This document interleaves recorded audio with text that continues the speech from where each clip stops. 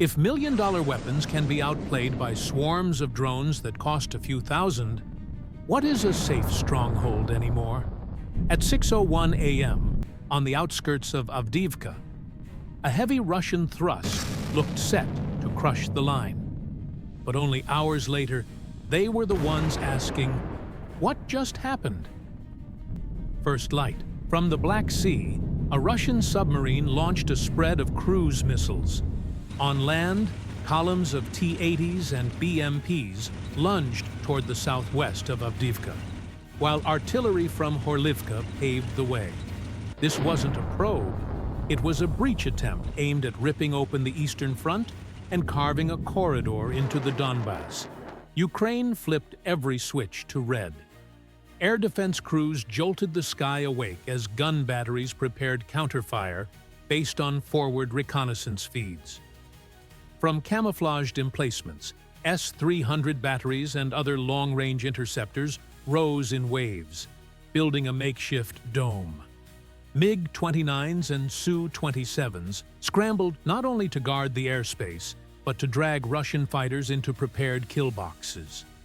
Above and below, reconnaissance drones threaded through flak, streaming real-time coordinates to command. The net wasn't perfect, but it was enough to blunt the opening punch. A few warheads slipped through and tore into a field fuel point, a black column of smoke stabbing the morning. The line held anyway. Under the umbrella, infantry dug deeper. Leopard and Bradley crews slammed rounds home, and FPV operators checked links. The first spear was stopped, and the order flipped to counterstrike. Thinking the path was clear, Russian armor charged across a clean field west of Avdiivka, only it wasn't. Just beneath the soil sat a robot-laid mine grid. The lead T-80 clipped a charge, shearing its track and bunching the column. That was the cue. Ukrainian FPVs stooped like hawks. One drilled a BMP and cooked its ammo. Another punched the engine deck of a tank and sent a sheet of fire skyward. Russian infantry spilled into the tree line, but they were already inside latticework fields of fire painted by drones.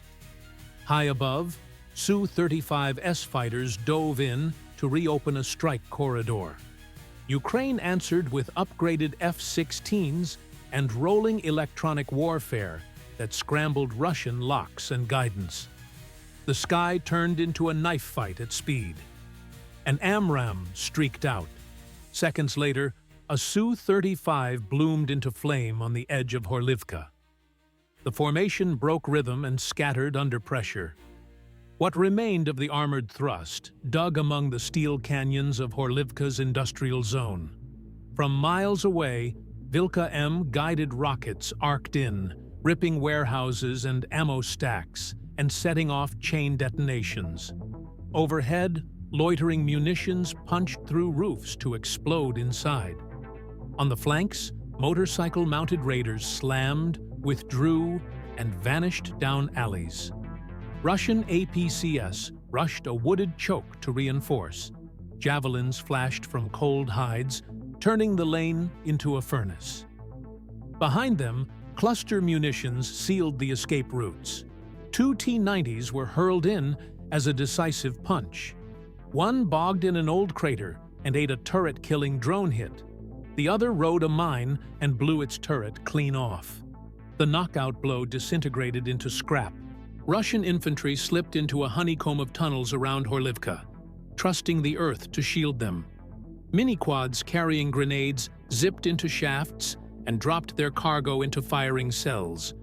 The echoes shook the walls. Offshore, another missile wave rose, but Patriot and SAMP/T were waiting farther out, shredding the volley at altitude. The air cover door slammed shut. AM, Yavoriv, the air still pale with mist. More than 50 suicide drones and multiple ballistic missiles converged from different axes, aiming to decapitate the West's largest Ukrainian logistics hub. Deep underground, radar consoles flared. Launch interceptors. Drone-on-drone hunters clawed into the swarm and burst among it. Patriot PAC-3 crews tracked the falling darts. Fireballs blossomed far overhead, and the base stood after the opening storm. Instead of a massive counterpunch, commanders changed tempo to guerrilla pressure. 3 to 5 person teams on suppressed motorbikes with shoulder-fired rockets and satchel charges threaded back roads for hit-and-run raids. A fuel convoy went up in seconds. At dawn, a forward comms hub fell silent for hours. Nerves frayed. Convoys refused to roll without heavy escort. Jittery troops fired at shadows. When the sector was unsettled, nearly 300 low-cost suicide UAVs lifted from improvised strips. Russian air defenses lit up, swatting many, but every intercept exposed gaps.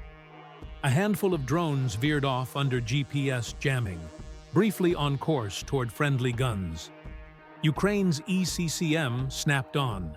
Frequency hopping reclaimed links, and the strays wheeled into a Russian ammunition depot instead. The chain blast was colossal. A pillar of smoke rose as fuel trucks and batteries exploded in succession. 30 self-propelled guns thundered to life, firing off drone-fed coordinates and carving down the remaining hardpoints. 10 modernized T-64s shouldered into the perimeter, while 15 armored carriers dropped more than 500 elite troops. Backpack-sized IR scouts swept hedgerows and rubble, piping hotspots to assault teams. At a reinforced warehouse where 40 defenders had barricaded themselves, a flock of loitering drones drilled the roof. Small flashes, then a roaring cook-off as stored ammo ignited, erasing the last organized pocket. To avenge the rout, Su-34s and Su-35s surged in with precision-guided bombs to wipe Yavoriv off the map. Overnight, Ukraine had quietly repositioned a Patriot battery. As the formation crossed the kill line, interceptors leapt. Multiple jets fell within seconds. The rest panicked, jettisoned into empty fields, and fled east. The lines went quiet, contrails fading overhead. And the question hung in the stillness. When creativity, coordination, and grit converge, is any $1.2 billion stronghold truly safe? If you want a deep dive on Vilkha-M, Patriot, and the new playbook for drone warfare, tell us in the comments and don't forget to subscribe.